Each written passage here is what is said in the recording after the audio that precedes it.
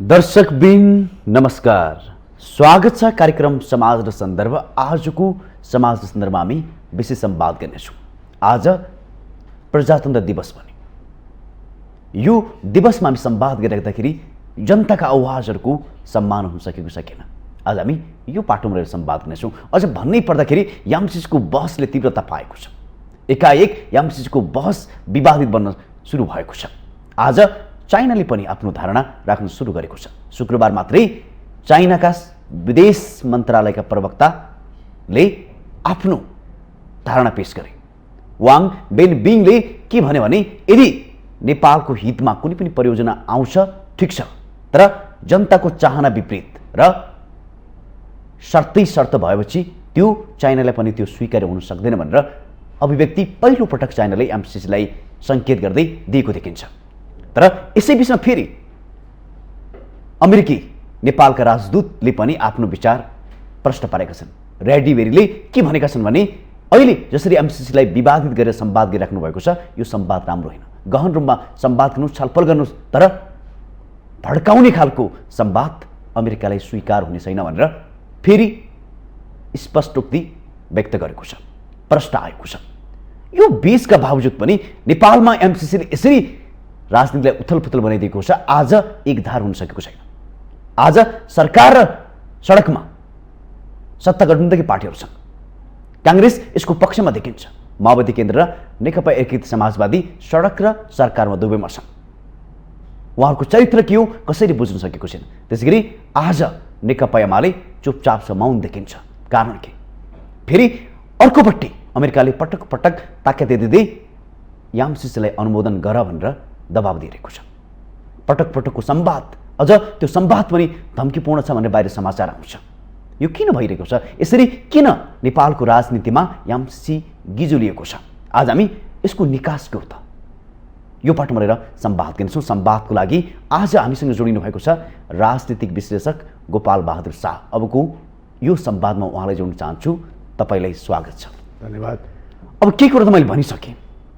देशमा एमसिसीको विषय यति गिजुलियो कि अब यसको विवादले देशको राजनीति नै हलचल भएर अझ के हुन सक्ने हो, अझ योभन्दा जटिल अवस्थामा पुग्ने हो कि देश भन्ने आकलन गर्न थालेका छन् नेपाली जनताले। के हुने हो खास ठ्याक्कै यो एमसिसीको विषयले? अब आज 72औं राष्ट्रिय प्रजातन्त्र दिवसको सन्दर्भ पारेर तपाईँको यो लोकप्रिय मिडियामा समग्र देशको डेमोक्रेसी र वर्तमान नेपालको राष्ट्रिय राजनीतिमा देखिएको जुन एमसिसीप्रति विवादका विषयका बारेमा केही कुराहरू राख्ने जुन तपाईँले जमर्को गर्नुभयो भएको छ, त्यसमा पक्कै पनि यो विषय एकदमै सान्दर्भिक पनि होला जस्तो मलाई लाग्छ। अब हामी सबभन्दा पहिले 72औं राष्ट्रिय प्रजातन्त्रको दिवसको सन्दर्भ पारेर नेपालमा प्रजातन्त्र लोकतन्त्रको प्रादुर्भाव भएकै दिन आज फागुन 7 गतेमा प्रजातन्त्रको लागि आफ्नो जीवन आहुति दिने सबै शहीदहरूप्रति श्रद्धासुमन अर्पण गर्न चाहन्छु र एउटा नेपाली जनताहरूको प्रतिनिधित्वको हिसाबले र एउटा राजनीतिक विश्लेषकको हिसाबले सबै शहीदहरूप्रति लोकतन्त्र प्रजातन्त्र प्राप्तिको लागि आफ्नो जीवन आहुति गर्ने सबै शहीदहरूप्रति श्रद्धासुमन अर्पण गर्दै उहाँले देखाएको बाटो लोकतन्त्र र प्रजातन्त्र प्राप्तिको निमित्त शहीदहरूले देखाएको बाटोलाई टेकेर विभिन्न किसिमका क्रान्तिहरू हुँदै पार हुँदै आज हामी यहाँसम्म आइपुगेको छ र उहाँको लाइन, त्यो प्रजातन्त्रको लाइनबाट नै आज गणतान्त्रिक संहिता र धर्मनिरपेक्ष मुलुकको नागरिकको हिसाबले हामी अगाडि बढेको स्थिति छ। यो सन्दर्भमा आजको दिनलाई शहीदहरूप्रति सबै नेपालीहरूले श्रद्धासुमन अर्पण गरून् भन्ने मेरो चाहना छ र मेरो व्यक्तिगत तर्फबाट श्रद्धासुमन गर्न चाहन्छु। अब आयो प्रजातन्त्रकै दिवस मनाइरहँदा, प्रजातन्त्रकै दिवसको सन्दर्भ गराइरहँदा आज तपाईँको मिडियामा आएर आज नेपालको राष्ट्रिय राजनीतिमा गणतान्त्रिक मुलुकका नागरिकहरूको चाहिँ नागरिक र प्रजातान्त्रिक मुलुकका नागरिकहरूप्रति जुन एउटा नैराश्यता स्थिति सिर्जना भएको छ र एमसिसी भन्ने विषय जुनको आएको छ, यो विषयले विभिन्न किसिमका तरङ्गहरू आइरहेका छन्। एकातिर नेपालको भूराष्ट्रिय राजनीतिलाई अन्तर्राष्ट्रिय जगतको चाहिँ गिद्ध दृष्टि, नेपालको राष्ट्रियता, नेपालको राष्ट्रवाद प्रति नेपालका राष्ट्रिय राजनीतिक दलहरूको चाहिँ आक्रमण्यता, कमजोर व्यवस्थापन र राष्ट्रिय राजनीतिक दलका नेताहरूको चाहिँ डबल स्ट्यान्डर्डका कारणले गर्दाखेरि मुलुकमा अहिलेको प्रेजेन्ट स्थितिमा जुन एउटा एमसिसीको विषयलाई यो गिजोलिएको स्थिति आइरहेको छ, यसप्रति पक्कै पनि यो राम्रो चाहिँ सिम्टम होइन जस्तो मलाई लाग्छ। र यो एमसिसी भन्ने विषय मैले तपाईँलाई बारम्बार भन्दै आएँ, नेपालको राष्ट्रिय राजनीतिमा राष्ट्रवादी शक्तिहरूको कमजोर भएका कारणले गर्दाखेरि विभिन्न किसिमका शक्ति केन्द्रले आफ्ना विभिन्न बहानामा, लोकतान्त्रिक प्रजातन्त्र प्राप्तिको बहानामा होस्, गणतान्त्रिक प्रजातन्त्र प्राप्तिको बहानामा होस्, इभन नेकपा माओवादीले जनताको नाममा जनयुद्ध गर्ने बहानामा होस्, होइन बहानामा होस्, उहाँले जे किसिमको परिवर्तनको एउटा चाहिँ एजेन्डा लिएर अगाडि आउनुभयो। त्यो परिवर्तनको एजेन्डा सँगसँगै उहाँले आयातित विचारलाई पनि केही चाहिँ केही रङ्गहरू बोकेर, केही गन्ध बोकेर जुन नेपालको राष्ट्रिय राजनीतिमा छिराउने कामहरू दलबाट भएको छ, त्यसैको कारणले गर्दाखेरि विभिन्न शक्ति केन्द्रका एजेन्डाहरू नेपालको भू राजनीतिमा छिरे। यी नेपालको राष्ट्रिय राजनीति भू राजनीतिमा छिर्दाखेरि मैले तपाईँलाई भन्नै पर्छ, बेल्ट एन्ड रोड इनिसिएटिभ, चीनको विकासशील परियोजना जो नेपालले पनि पास गरेको छ, बेल्ट एन्ड रोड इनिसिएटिभ प्रोग्राममा के छ त भन्ने कुरा जनताले जान्न पाउनु पर्यो, जनताले बोल्नु पाउनुपर्छ। त्यो पनि चाइनाको एउटा विकासशील परियोजना हो। हिजो चाहिँ चीनले तपाईँको बेल्ट एन्ड रोड इनिसिएटिभ परियोजना, विकासशील परियोजनाको लागि 50 अरब पैसा दिएछ भने अहिले त 1 खरब पैसा देला, त्यो ठुलो कुरो होइन, इट डजन्ट म्याटर। त्यसै गरेर एमसिसी, मिलेनियम च्यालेन्ज कर्पोरेसन, जुन अमेरिकाले अविकसित राष्ट्रहरूको चाहिँ इन्फ्रास्ट्रक्चर डेभलपमेन्ट, पूर्वाधार विकासको निमित्त दिइने जुन एउटा सहयोग छ, अहिले 50 अरबको कुरा होला, भोलि चाहिँ 1 खरबै देला। तर त्यो भित्र त्यसलाई कसरी इम्प्लिमेन्टेसन गर्ने भन्ने कुराहरू नेपालको राष्ट्रिय राजनीतिक दलका नेताहरू, नेपालको सरकार त्यसप्रति गम्भीर चासो र सचेत भएर अगाडि जानुपर्ने स्थिति थियो। मैले भने हिजो एमसिसीको कुरा, एमसिसीमा हिजो तपाईँको माधव कुमार नेपाल प्रधानमन्त्री हुँदाखेरि देखि झलनाथ खनाल प्रधानमन्त्री, बाबुराम भट्टराई प्रधानमन्त्री, शेरबहादुर देउवा प्रधानमन्त्री, पुष्पकमल दाहाल प्रधानमन्त्री, केपी ओली प्रधानमन्त्री, शेरबहादुर देउवा प्रधानमन्त्री, यी सबै चाहिँ देशका चाहिँ पूर्व कार्यकारी प्रमुखहरू, वर्तमान कार्यकारी प्रमुखहरूको चाहिँ संलग्नतामा यो एमसिसी विषयवस्तु छिराएको हो नि, आएको हो नि त। हिजो चाहिँ नि हिजोका प्रधानमन्त्री, अहिले पूर्व प्रधानमन्त्री भएका चाहिँ व्यक्तिहरूले हिजो प्रधानमन्त्री हुँदाखेरि एमसिसी सही भन्ने, अहिले प्रधानमन्त्रीले संसदमा टेबल गरेर एउटा कोलिसन गभर्मेन्ट, गठबन्धनको सरकार त्यसै गरी प्रमुख प्रतिपक्षी दल अर्कोतिर छ भनेर टेबल गरेर अगाडि जाउँ भन्दै गर्दाखेरि एमसिसीका बारेमा विभिन्न किसिमका चाहिँ प्रोपोगन्डाहरू देशैभरि छरिएर जुन आएका छन्, त्यसप्रति पक्कै पनि नेपाली जनताहरू चिन्तित छन्। अहिले त के भइदियो भने गाउँ टोलमा एमसिसी राष्ट्रघाती हो, एमसिसी राष्ट्रघाती हो भन्ने कुरा बाहेक अरू केही कुरै सुनिँदैन। माने एमसिसी के हो त, यसको बारेमा आज जनतामा मात्र होइन, यो अभाव नेताहरू पनि छ। त्यही भन्दैछु म। एमसिसीको बारेमा एमसिसीले नेपालको राष्ट्रहितमा हित गर्छ कि अथवा राष्ट्रहित विपरीत कामहरू गर्छ भन्ने कुरा नेपाली जनताले छल्लङ्ग बताइदिनु पर्यो। एमसिसी टेबल गर्ने चाहिँ राजनीतिक दलका नेताहरूलाई म भन्न चाहन्छु। त्यसो भए किन बताउन चाहेका छन् तपाईँले प्रश्न पार्नु पर्यो। एकदमै उहाँले बताउनु पर्यो, जनता त्यो जान्न चाहन्छन्।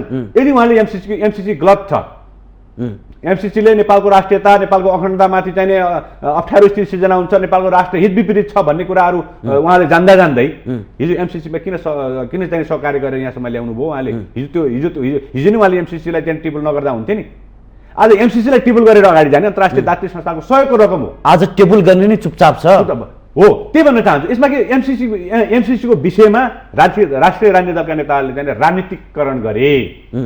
बिआरआईमा पनि राजनीतिकरणको इस्यु एजेन्डा अगाडि बढाएर जाउँ न हामी। बिआरआईको बारेमा पनि हामी चाहिँ बहस गरौँ, एमसिसीको बारेमा पनि बहस गरौँ। तपाईँको 12 बुद्धे समझदारीबाट मुलुक यहाँ आइसकेका छ, सङ्क्रमणकालीन न्यायका विषयको सन्दर्भमा पनि बहस गरौँ। 12 बुद्धे समझदारी दिल्लीमा किन भयो, 12 बुद्धे समझदारी बहस भन्दै हुनुहुन्छ। अमेरिकाले भनिसक्यो अब फेब्रुअरी 28 भित्र पास गर्ने हो, यो बहस गर्ने पार्ट होइन, अब यथास्थितिमा पास गर्नुपर्छ भनिरहेको छ। अब एमसिसीमा सम्भव छ बहस गर्ने? अब हेर्नुहोस्, म प्रश्न छ नेपाली जनता, न नेताहरू नै प्रश्न छन्।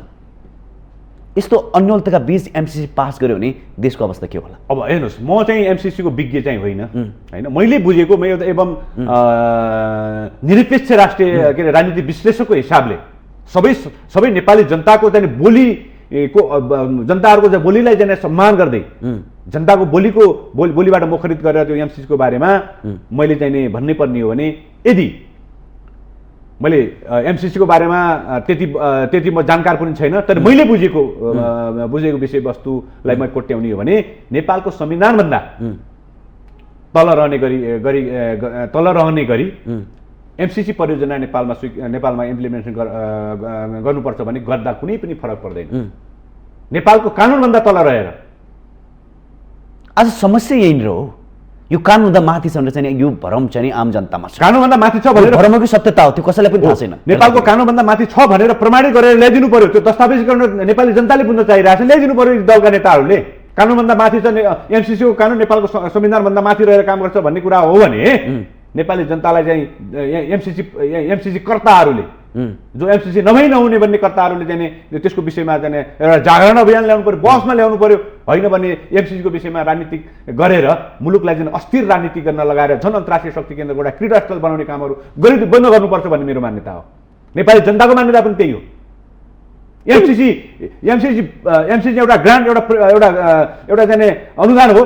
यो अनुदान चाहिँ लिएर नेपालको पूर्वाधार विकासको लागि चाहिँ यसलाई चाहिँ अगाडि बढाउनुपर्छ भन्ने कुरामा नेपालको कानुनभन्दा तल रहेर इम्प्लिमेन्टेसन गर्ने कुरा आउँछ भने त्यसमा अस्वीकार गर्नुपर्ने कारणहरू के छ त्यो भनिदिनु पर्यो जनतालाई। होइन, अमेरिकन सहयोगहरू एमसिसीमा मात्र आउने कुरा होइन।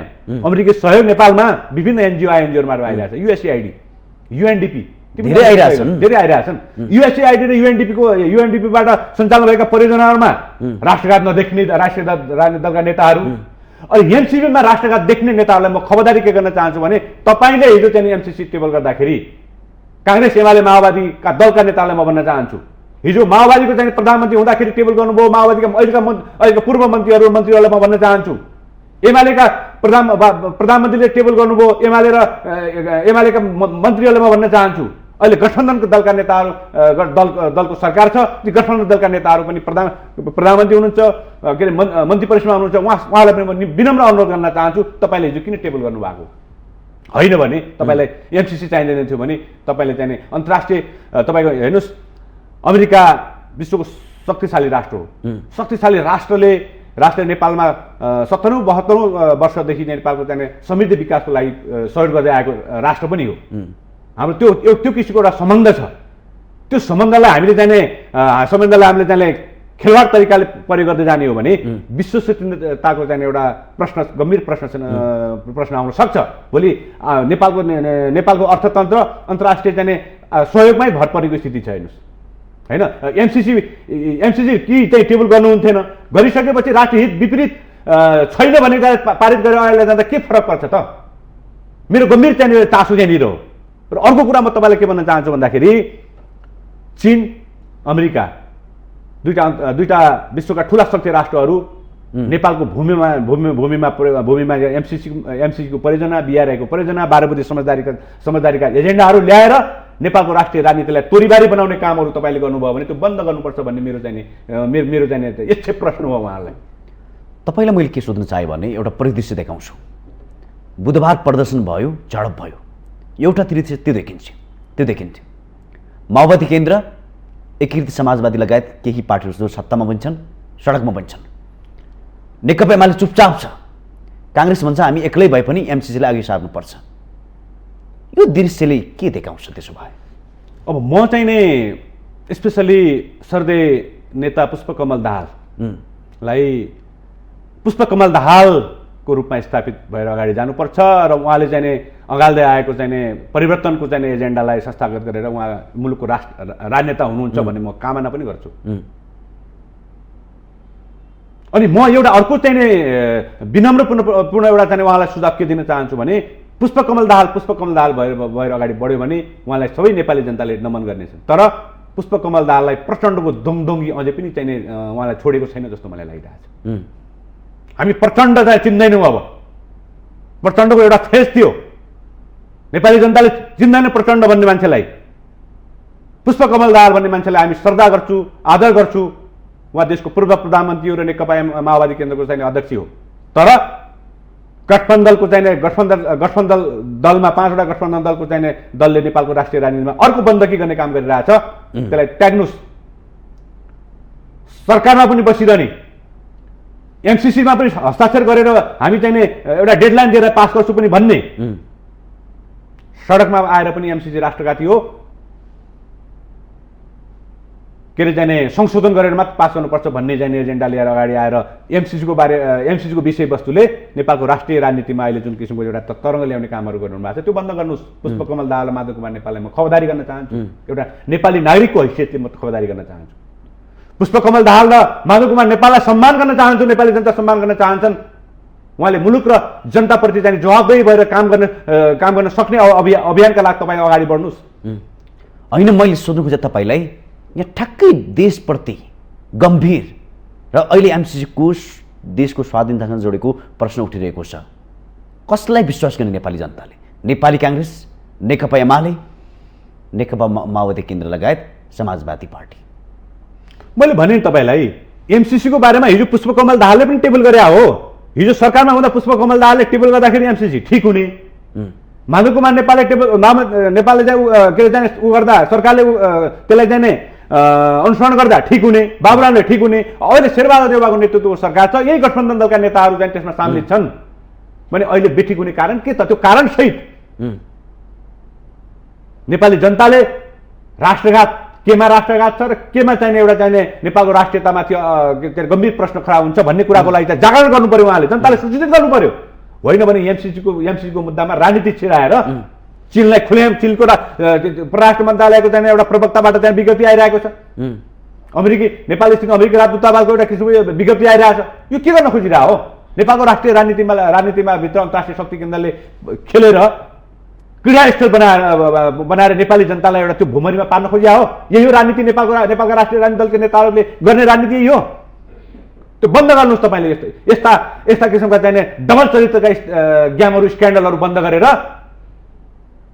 नेपाल सक्षम स्वाभिमानी राष्ट्र नेपाल बनाउनुको निमित्त तपाईँहरूले जाने एउटा नयाँ अभियानका साथ अगाडि जानुहोस् न।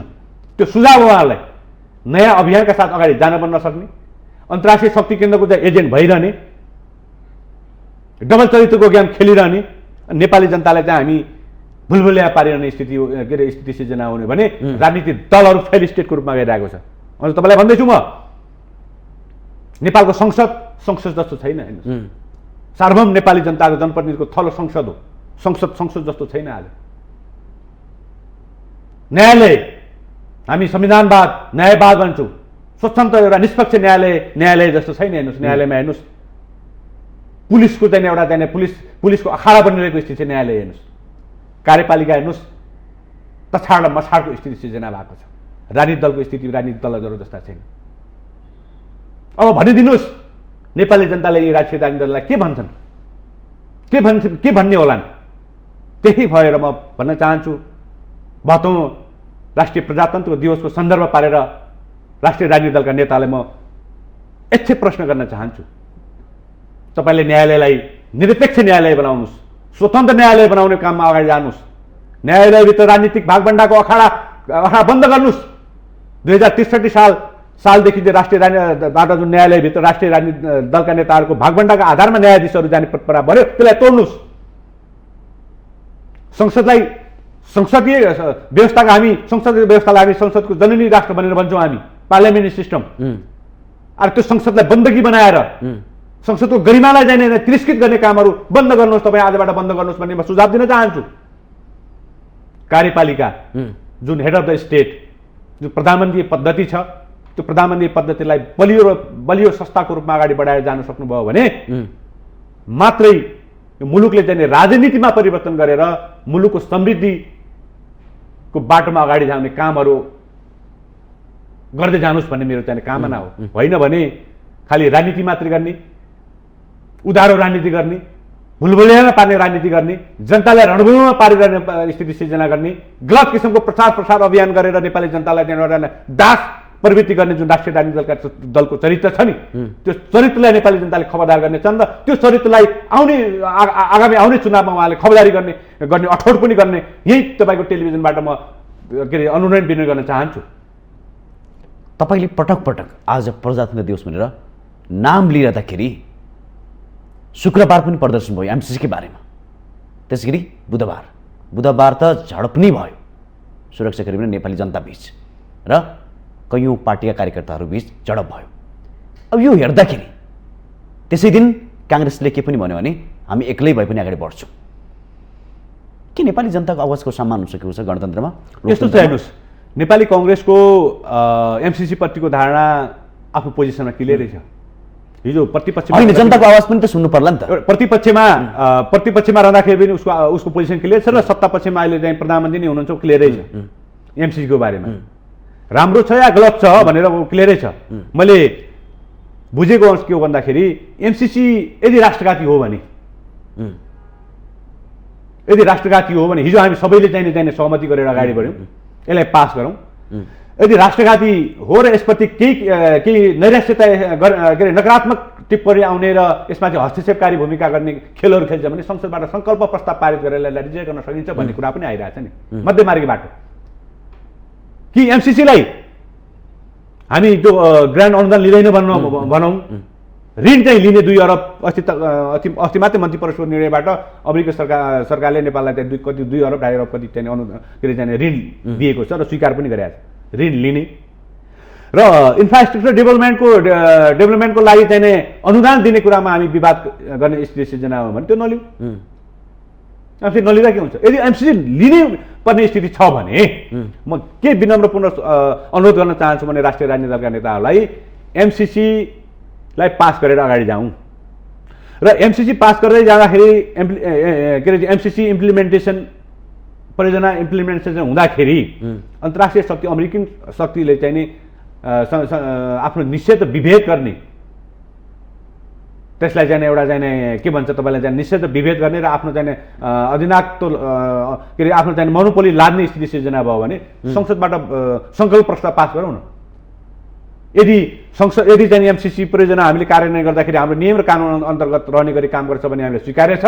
यदि त्यो हाम्रो नियम र कानुन के अरे भन्दा माथि रहेर एमसिसीको चाहिँ एजेन्डा छिराएर नेपालको संविधान नेपालको राष्ट्रवाद विपरीत हुने कामहरू हुन्छ भने संसदबाट चाहिँ सङ्कल्प प्रस्ताव पारित गरेर त्यसलाई रिजेक्ट गर्न के फरक पर्छ र भने अहिले चाहिँ शेरबहादुर देउवाको सरकार छ, भोलि चुनाव गरेर अर्को बहादुरको सरकार आउला नि, त्यो सरकार बनेको संसदले त्यसलाई चाहिँ ठिकै गरेको छ भने के अरे चाहिँ आधुनिक विकासको चरणमा जाउँ। त्यसमा हस्तक्षेपकारी भूमिका खेलेर नेपाली जनतालाई चाहिँ भुलभुलैया पारेको छ। अमेरिकी सेना नेपालमा आउँछ, नेपालको कानुनभन्दा माथि हुन्छ, त्यसलाई अडिट गर्नु पर्दैन, यहाँ राष्ट्रघात छ भन्ने स्थिति सिर्जना भयो भने त्यो यिनीहरूले एक्टिभिटी त्यही गर्ने हो भने संसदले सङ्कल्प प्रस्ताव पारित गरेर त्यसलाई चाहिँ रिजेक्ट गरे भइहाल्यो नि, त्यो ठुलो कुरै छैन भने म त के भन्न चाहन्छु भने एमसिसीमा चाहिँ राजनीति गर्न खोजे यो बन्द गर्नु पर्यो भन्ने म सुझाव दिन चाहन्छु। मैले फेरि जोडेँ, यति अन्योलताका बीच काङ्ग्रेसलाई किन हतार?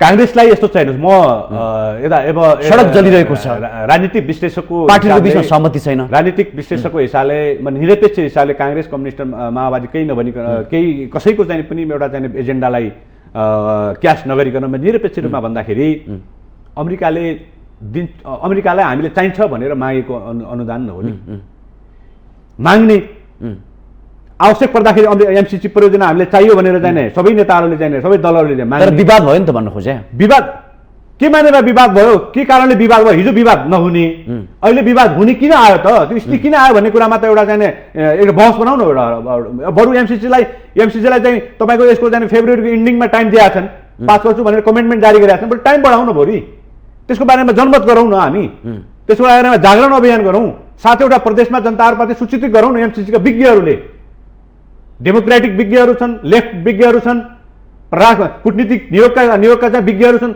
दलहरूले जाने एउटा एक किसिमको जाने एउटा जाने जागरण अभियान लैजाओस् न एमसिसीको बारेमा। यदि एमसिसी नहुने हो भने अब एमसिसी दिने चाहिँ अमेरिकी सहयोग अमेरिकासँग भएको चाहिँ कूटनीतिक चाहिँ एउटा चाहिँ सम्बन्धलाई चाहिँ हामीले चाहिँ हेरेसमेन्ट भन्ने कामहरू गर्नुहुन्छ त त्यो केटाकेटीपन भएन, नालायकपन भएन। त्यो हिसाबले चाहिँ नेपाली कङ्ग्रेसले एउटा चाहिँ आफ्नो जुन एउटा विश्वसनीयता आफ्नो स्ट्यान्ड छ त्यसलाई बदलेको छैन जस्तो मलाई लाग्छ। किनकि अमेरिका र नेपालको सम्बन्ध, अमेरिकाले नेपाललाई दिइरहने सहयोग जुन छ त्यो सहयोग वैदेशिक सहयोग बिना त हामी नेपालमा चाहिँ केही गर्नै सक्दैनौँ। अहिले नेपालको कुल चाहिँ तपाईँको चाहिँ बजेटको करिब 45% वैदेशिक सहायताबाट चलेको मुलुक छ यो। भने आज वैदेशिक सहायता अनुदानमा आउँछ, फिर्ता के अरे नगर्ने शर्तमा आउँछ। राष्ट्रघात भयो भन्छन् त्यो राष्ट्रघातको विषय नउठ्ने हिसाबले आउँछ भने त्यो अनुदानलाई लिन चाहिँ किन ढिलो गर्ने भन्ने मेरो चाहिँ एउटा विश्लेषण हो। तर राष्ट्रघात जबरजस्ती लादिने काम गरिने, नेपालको ऐन नेपालको संविधानभन्दा माथि रहेर एमसिसी परियोजना आउँछ भने त्यो त स्वीकार्नु हुँदैन भन्ने मेरो चाहिँ सुझाव चाहिँ हो। अब त्यसै गरी नेकपा माओवादी केन्द्रले हिजो स्वीकारे होइन एमसिसी। हिजो नेकपा माओवादी केन्द्रको सरकार हुँदाखेरि नेकपा माओवादीका अहिलेका मन्त्रीहरू पनि त्यो पूर्व मन्त्रीहरू छन्, अहिले वर्तमान मन्त्रीहरू छन्। ती मन्त्रीहरूले पनि त्यो क्याबिनेटमा उहाँहरू हुनुहुन्थ्यो नि, त्यो क्याबिनेटले स्वीकृत गरेर टेबल गर्छु भन्ने हुने। अहिले के कारणले उहाँले त्यहाँनिर एमसिसी चाहिँ राष्ट्रघाती छ संशोधन गर्नुपर्छ भनेर त्यसलाई बेरेल गरिरहनु भएको छ। त्यहाँभित्र गम्भीर राजनीतिक गन्ध छ भन्ने मेरो चाहिँ राजनीतिक विश्लेषण चाहिँ हो। त्यसै गरी नेकपा एमाले तपाईँले अघि नै भन्नुभयो, एमाले अहिले किन चुक्छ? हिजो एमालेको चाहिँ केपी ओलीको सरकारले क्याबिनेट निर्णय गरेर संसदमा पेश गर्यो, अहिले किन चुक्छ भन्ने कुरा उहाँले भन्नुभयो नि। प्रमुख प्रतिपक्षी दल भनेको छाया सरकार हो। सरकारले गलत गरिरहेछ भने त्यसको चाहिँ खबरदारी गर्नुपर्छ, नेकपा एमाले खबरदारी गर्नुपर्छ। तर नेकपा एमाले भित्र पनि गम्भीर चाहिँ एउटा पार्टीभित्र गम्भीर एउटा के छ भने एउटा चाहिँ चलखेल छ त्यहाँभित्र पनि। विभिन्न शक्ति केन्द्रहरूले चाहिँ नेकपा एमाले भित्र पनि उठान बैठान गर्ने खेलहरू खेलिरहेका छन्। ती शक्ति केन्द्रले त्यहीभित्र पनि खेलिरहेका छन्। त्यो कारणले गर्दाखेरि प्रमुख प्रतिपक्षी दलले पनि आफ्नो क्लियर भोइस अगाडि ल्याउन सकिरहेको छैन जस्तो मलाई लाग्छ। नेपाली काङ्ग्रेसभित्रको अहिले भर्खरै तपाईँको चाहिँ सबै चाहिँ नेपाली काङ्ग्रेसभित्रको एउटा कङ्क्रिट एउटा चाहिँ स्ट्यान्ड आयो। नेकपा माओवादीभित्र पनि एउटा कङ्क्रिट स्ट्यान्ड आउनु पर्यो, समाजवादी पार्टीको पनि एउटा कङ्क्रिट स्ट्यान्ड आउनु पर्यो, मधेसवादी दलको पनि कङ्क्रिट स्ट्यान्ड आउनु पर्यो। यो मानेमा भने डबल चरित्रको गेम खेलिरहेको काङ्ग्रेस बाहेक कोही पनि प्रश्न छैन। अझ भन्नुपर्दा काङ्ग्रेसले पनि अस्ति यो सरकारले एमसिसी परियोजना अध्ययन समिति बनायो। अध्ययन समितिले कैयौँ बुदाहरू देशको हितमा छैन भनेर सरकारलाई जवाब दियो, तर सरकार त्यो मान्ने पक्षमा छैन। यस्तो छ हेर्नुहोस्, सरकारले जबरजस्ती एमसिसी पारित गर्नुपर्छ भन्ने हिसाबले एकलौटी तरिकाले जान पनि सक्ने स्थिति छैन। तर प्रधानमन्त्रीको जुन तपाईँलाई त्यो कुरा त थाहा होला, तर स्वीकार्न त स्वीकारेन नि। प्रधानमन्त्रीको दलले संसदमा टेबल गर्दा के फरक पर्छ? हिजो संसदमा लिएको पास वा फेल जे होस् संसदमा लिएर जाउँ भन्ने हिजो संसदमा लिएर 2/3 मेजोरिटीले पासै हुन्छ भन्ने कुरा त छैन नि। अहिले त्यहाँ संसदमा मतदान गर्दाखेरि चाहिँ विपक्षीमा मत हाले, मन पर्नेले पक्षमा मत हाले भयो, मन नपर्ने विपक्षमा मत हाले पनि भयो नि। यो लोकतान्त्रिक अभ्यास हो। तर आज त्यो विरुद्ध पनि नेपाली जनता उठिरहेका छन्। नेपाली जनताले गलत किसिमको भ्रममा पारिरहेको छ जस्तो मलाई लाग्छ। हेर्नुहोस्, एमसिसीको बारेमा त्यो प्रश्न पार्नु पर्ला नि त सदनमा लानु पहिला। यही दलले शेरबहादुर देउवा, पुष्पकमल दाहाल, केपी शर्मा ओली, माधव कुमार नेपाल, उपेन्द्र यादव, बाबुराम भट्टराई जस्ता शीर्षस्थ नेताहरू छन्। उहाँले क्लियर गरिदिनु पर्यो कि उहाँहरू टाउके नेताहरूको चाहिँ टाउकोमै मुलुक चाहिँ कतिसम्म घुमरीमा फैसिरहने, म त्यो भन्न चाहन्छु। र अर्को कुरा तपाईँलाई एउटा के भन्न चाहन्छु भन्दाखेरि हामी एक चीन नीति चाहन्छौँ, हामी एक भारत नीति चाहन्छौँ। हामी पश्चिमा राष्ट्रहरू र अमेरिका पनि नेपालको एउटा चाहिँ अनन्य मित्र हुन्। उहाँलाई पनि त्यो सम्बन्धीमा राख्न चाहन्छौँ। हामी पञ्चशीलका सिद्धान्तमा आधारित रहेर नेपालको राष्ट्रियता, नेपालको अखण्डतामाथि आँच आउने कुनै पनि कामहरू हामी गर्नु हुँदैन भन्ने कुरामा राष्ट्रिय राजनीतिक दलका नेताहरूमा त्यो एउटा ध्येय छैन। एक दिन नीतिप्रति नेपालको राष्ट्रिय राजनीतिक दलका नेताहरू चाहिँ कमिटमेन्ट छन्। चीन विरोधी गतिविधिमा संलग्न हुने एक्टिभिटीहरूलाई पनि नेपालको राष्ट्रिय राजनीतिमा खेलिरहेका छन्। भारत विरुद्ध गतिविधिमा पनि नेपालका राष्ट्रिय राजनीतिक दलका नेताहरू लागिरहेछन्। यसो किन त? राष्ट्रवादी शक्तिहरू, यी राष्ट्रिय राजनीतिक दलहरू छन्, यी राष्ट्रवादी पक्कै पनि छैनन्। यिनी अन्तर्राष्ट्रिय शक्ति केन्द्रका जाने यिनीहरू जाने चाकरीदार हुन्, अन्तर्राष्ट्रिय शक्तिका मतियार हुन् भन्ने म यही टेलिभिजनबाट आज प्रजातन्त्र दिवसको सन्दर्भ पारे भन्न चाहन्छु। यदि होइन भने राष्ट्रवाद राष्ट्रहितको कुरा गरिरहने हो भने तपाईँले अङ्गीकार गरेका दलहरूको घोषणापत्रमा राष्ट्रवादको चाहिँ स्वर्ण अक्षरले लेख्नुहोस् न। कार्यान्वयन गर्नुहोस् न। होइन भने अन्तर्राष्ट्रिय शक्ति केन्द्रको दानापानी खाइरहने, अन्तर्राष्ट्रिय शक्ति केन्द्रको भूमिमा आफ्नो चाहिँ आफू बसिरहने, प्रोटेक्टिभ भइरहने, नेपालको राष्ट्रिय राजनीतिलाई तोरीबारी बनाउने काम गर्ने हो भने राष्ट्रिय राजनीतिक दलका नेतालाई नेपाली जनताले गम्भीर चाहिँ झापड दिनेछन् भन्ने मेरो चाहिँ एउटा चाहिँ आरोप पनि हो, मेरो एउटा चाहिँ उहाँलाई चाहिँ खबरदारी पनि हो, विश्लेषण पनि हो। तपाईँले के सोध्नु चाह्यो भने जति जति दिन बित्दैछ एमसीसीको जटिलता झन्झन किन थपिरहेको छ? अब यस्तो छ हेर्नुहोस्, मैले देखेको कुरो के भन्दाखेरि एमसीसीलाई सत्ताको भागभण्डा बनाउने, सर्वोच्च अदालतलाई महाभियोग ल्याएर चाहिँ आफ्नो स्वार्थ केन्द्रित डाल्ने, एमसीसीलाई स्वार्थ केन्द्रित डाल्ने, स्वार्थको एजेन्डाको रूपमा प्रयोग गर्ने। तपाईँलाई भन्दैछु, म एउटा उदाहरण भन्दैछु हेर्नुहोस्। अस्ति मात्रै नेपालको न्यायालयमा अस्थिर स्थिति सिर्जना भयो। 3-4 महिना नेपालको न्यायालय चाहिँ एउटा चाहिँ रणभूमि जस्तो बन्यो। अहिले संसद भवन रणभूमि बनिरहेछ। किन त? न्यायालयमा प्रधान न्यायाधीशलाई सडकमा नारा जुलुस लगाएर प्रधान न्यायाधीशलाई हटाउनु, राजीनामा दिनुपर्छ भन्ने शक्तिहरू लागे। त्यहाँभित्र पनि घुसपेट थियो। मैले भन्दै गएँ, तपाईँको मिडियामा पनि भन्दै गरेँ। प्रधान न्यायाधीश जुन बाटोबाट प्रधान न्यायाधीश पदमा आउनु भएको, जुन पद्धति सिस्टमबाट आउनु भएको, त्यही सिस्टमबाट हटाउनुपर्छ। त्यो सिस्टम भनेको संसदले महाभियोग ल्याउने हो भनेर भनेको थिएँ मैले। त्यो महाभियोग ढिलै भए पनि महाभियोग ल्याएर एक हदसम्म महाभियोग ल्याएर चाहिँ हटाउने काम त गरेँ, तर त्यो अल्पकालीन हो जस्तो मलाई लाग्छ। अल्पत्रै परिसक्यो। अल्पकालीन छोटो समयको लागि केही स्वार्थलाई पूर्ति गर्नको लागि प्रधान न्यायाधीशलाई महाभियोग ल्याएको, अस्तिको जुन महाभियोग ल्यायो नि दलहरूले, गठबन्धनले महाभियोग ल्यायो नि, किन ल्यायो भन्नुहुन्छ भने तपाईँलाई भने मैले भन्दै गरेँ, पुष्पकमल दाहाल र माधव कुमार नेपालको पार्टीलाई प्रोटेक्ट गर्ने र पुष्पकमल दाहाल र माधव कुमार नेपालले संसदमा एमसीसी टेबल गर्ने शर्तमा नियोजित थियो। नियोजित ग्रान्ड डिजाइनका हिसाबले न्यायालयमाथि जुन एउटा यही प्रश्न उठाएँ मैले। त्यसो भए कसलाई विश्वास गर्नु? प्रधानमन्त्री देउबाले एमसीसी पास गर्नुहुन्छ, तपाईँ तयार हुनुहुन्छ भने म महाअभियोगको लागि तयार छु भनेर उहाँले प्रस्ताव गर्नुभयो। उहाँहरूले तपाईँ प्रधान न्यायाधीशलाई महाभियोग ल्याउन तयार हुनुहुन्छ भने हामी एमसीसी पास गर्छौँ भने उहाँहरूले सहमति देखाउनु भयो।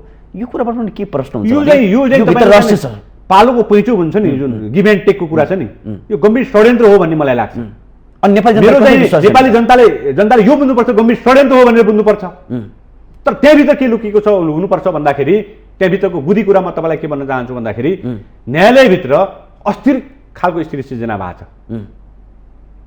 यो न्यायालयलाई एक हदसम्म मत्थर गर्नको निमित्त महाभियोग नै सबैको एउटा चाहिँ त्यसको निकास महाभियोग नै हो कि राजीनामा हो कि महाभियोगै हो।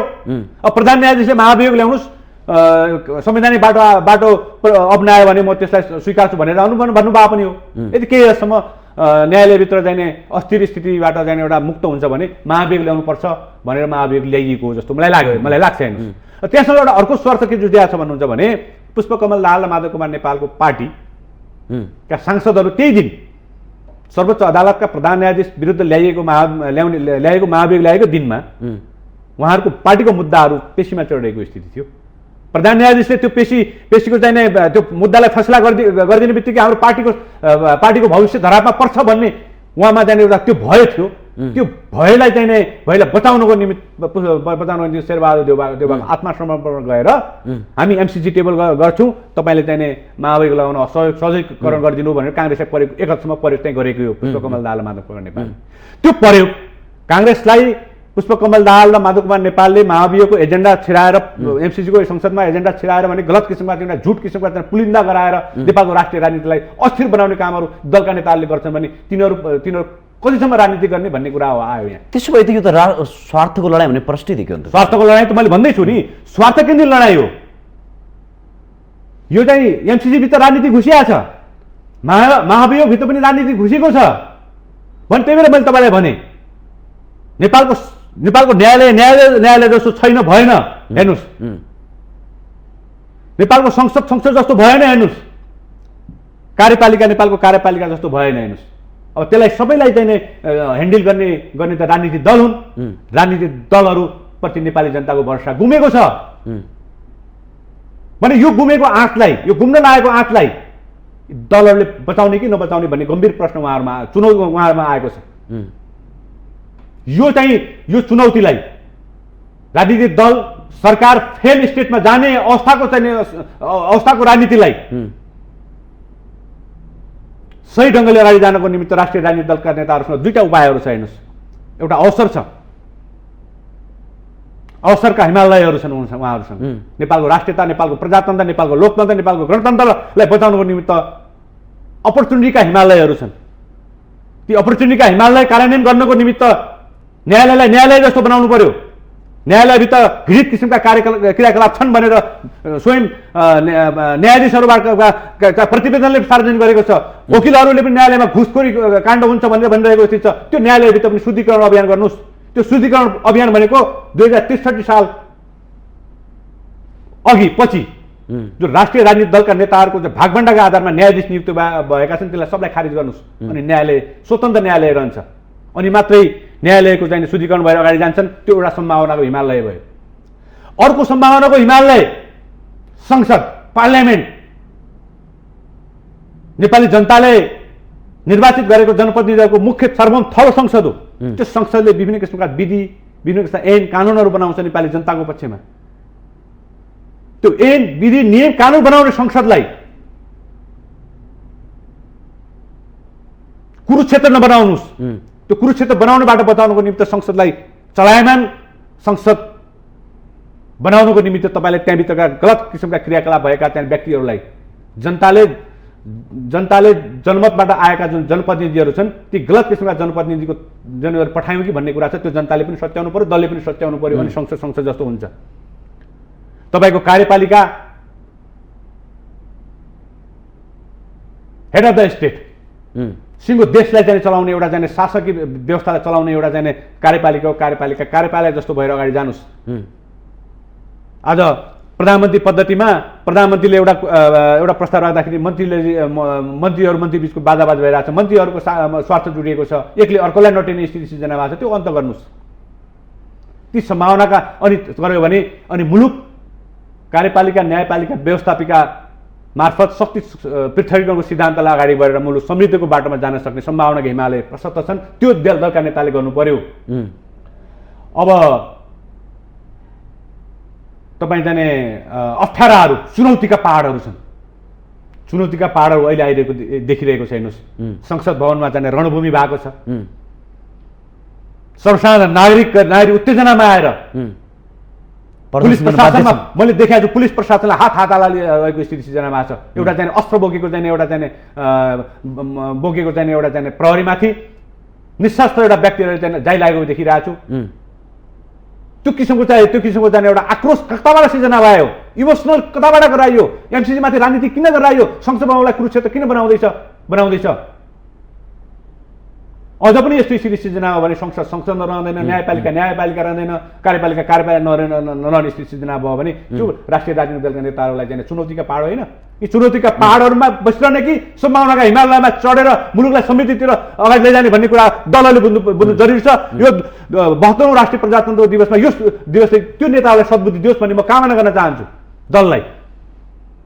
तर आज डाक्टर भीम रावल, डाक्टर बाबुराम भट्ट एकै ठाउँमा भएर संवाद गर्नु पर्थ्यो। आज सबैका धारणाहरू फरक छन्। एमसीसी पछि किन एक धारणा बन्न सकिन्छ? म यसलाई नर्मली भन्छु, विवेचना गर्न नर्मली भन्नु स्वार्थ केन्द्रित एजेन्डाहरू घुसाएर तितर-बितर गरेको स्थिति हो यो।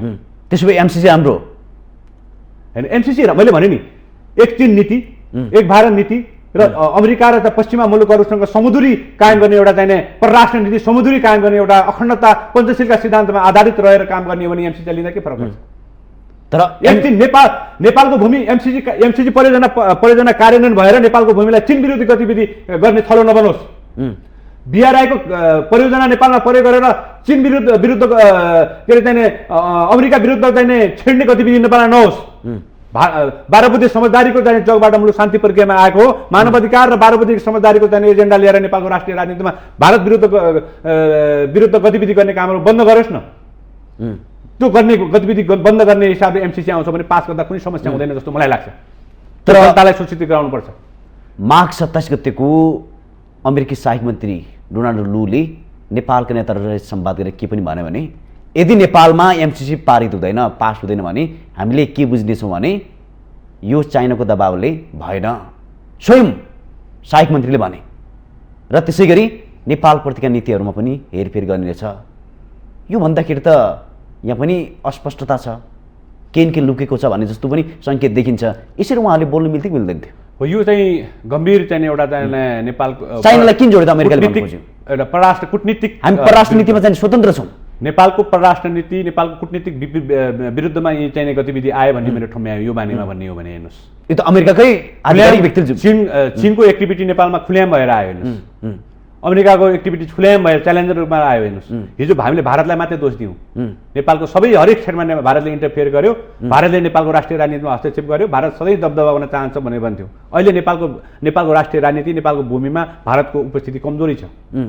पश्चिमा र पश्चिमाको बेसी, त्यसपछि चीनको पनि लब आफ्नो गतिविधि चीनले पनि नेपालमा आफ्नो गतिविधि बढाउँदै गइरहेको स्थिति छ। पछिल्लो उदाहरण त्यो हेर्नुहोस् है। भने यसमा केही षड्यन्त्र छ, पक्कै पनि छ। त्यो षड्यन्त्रको पर्दा पछाडिबाट लुकेका तत्त्वहरू के भन्नुहुन्छ भन्दाखेरि राजनीतिक दल हुन्, सरकार हो। राजनीतिक दलभित्र पनि चीनको नजिक भएका दलहरू छन्, भारतको नजिक भएका दल छन्, पश्चिमाको नजिक भएका दलहरू छन्। के मानेमा नजिक भए, के मानेमा चिडिए भन्ने कुरा खुलस्त जनताले जानकारी दिनु पर्यो उहाँहरूले। मैले पछिल्लो समयमा बुझ्ने गरेका के छु भन्दाखेरि माओवादी केन्द्र र माओवादी केन्द्र र माधव कुमार नेपालको पार्टी चीनसँगको नजिकको सम्बन्ध छ भन्ने हिसाबमा मैले बुझियो।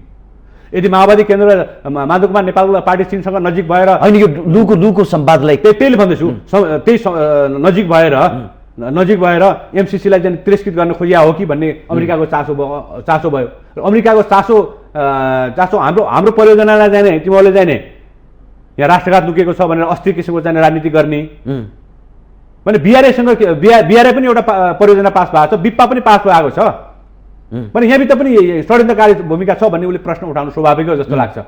तर त्यसको सबैभन्दा कमजोरी कहाँनिरबाट भने हामी राष्ट्रिय राजनीतिक दलका नेताहरूको कमजोरी अकर्मण्यता नै हो जस्तो मलाई लाग्छ। तर लुले चाइनाको नाम जोडेर चाहिँ नेपालसँग जोड्नुपर्ने आवश्यकता किन भन्नु? अहिले यस्तो सुन्नुहोस्, तपाईँले लुले भनेको कुरालाई लुले पुष्पकमल दाहाललाई यो मलाई यो भन्यो है भनेर जनताले भनिदिनु पऱ्यो नि। के भनेको थियो त्यो जनताले भन्नु पऱ्यो उहाँले।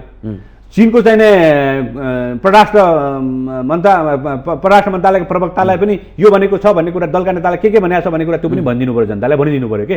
उहाँले चाहिँ अन्तरात्मामा राखिरहने, फोन आयो हामीले दबाब दियो भनिरहने, अनि चीनबाट पनि फोन आयो दबाब दियो भनिरहने, त्यो गुमराहमा राखिरहने, राजनीतिलाई अस्थिर बनाइरहने यो सही हुने स्थिति सिद्धिन हुँदैन हेर्नुहोस्। त्यो भएको हुनाले चीन र अमेरिकाको नेपालमा गम्भीर चासो भयो।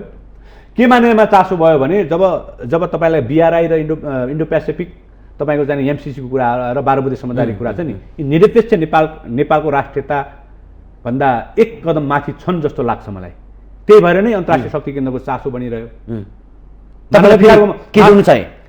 मानवाधिकारको मुद्दा बोकेर तपाईँलाई के स्पष्ट पार्न चाहियो भने लुको संवादभन्दा एक दिन अगाडि अर्थात् माघ 26 गते एमसिसीकी उपाध्यक्ष फतिमा सुमारले यथास्थितिमा पास गर्नुपर्छ, हामी टसमस हुँदैनौँ, तर नेपालमा संवाद चलिरहेको छ, केही परिवर्तन हुनुपर्छ।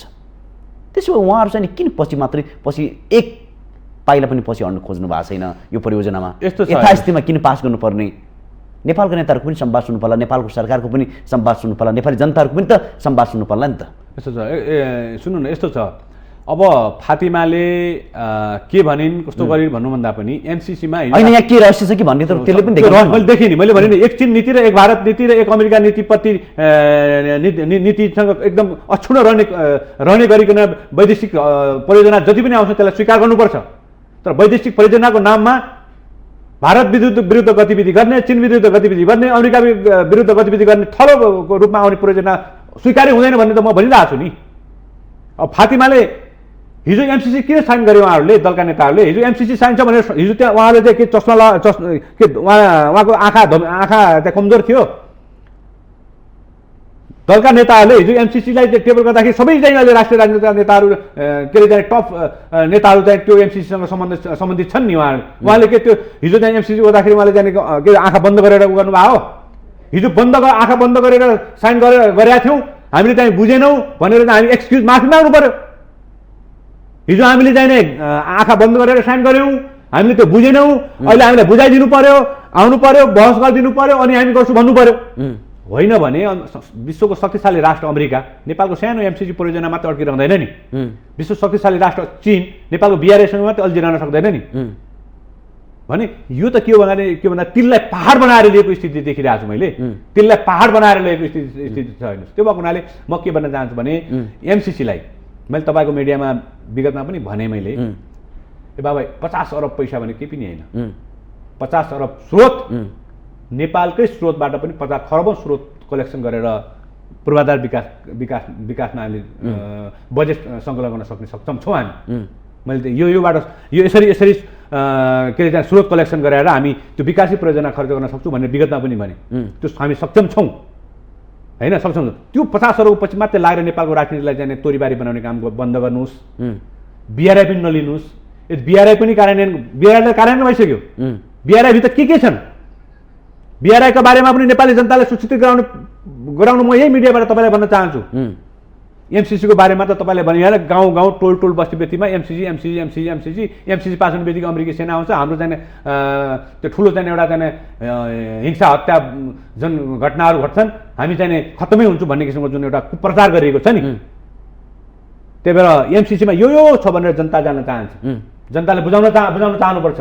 बिआरआईमा यो छ भनेर दलका नेताले बुझाउनु पर्यो भने अन्तर्राष्ट्रिय सशङ्कित हुने कारण कहाँनिर आयो भने केही समय अगाडिको अमेरिकाको रक्षा मन्त्रालयले पनि त्यो कुरा स्वीकार्यो, इन्डो पेसिफिकसँग यो जोडेको छ भनेर स्वीकार्यो। पछि केही कुरा सुधार्न खोजे भने उसले स्वीकारिसकेको अवस्था पनि देखिन्छ हेर्दाखेरि। यदि त्यसो हुने हो भने जहाँ चाहिँ अमेरिका जोडेको छ त्यो देशहरूमा त अप्ठ्यारो अवस्था आएको पनि त तपाईँले हामी सबैले देखेको कुरा हो नि त। त्यो पनि अनि यस्तो छ, अमेरिका जोडेको छ नेपाल, तपाईँलाई म भन्दैछु पुष्पकमल दाहाल 12 बजे समझदारी गर्दाखेरि मानवाधिकार अमेरिकाको रक्षा मन्त्रालयले स्वीकारेको छ नि त। म हिजो पुष्पकमल दाहालले 12 बजे समझदारी दिल्ली र युरोपियन युनियनले साँची राखेर गऱ्यो नि।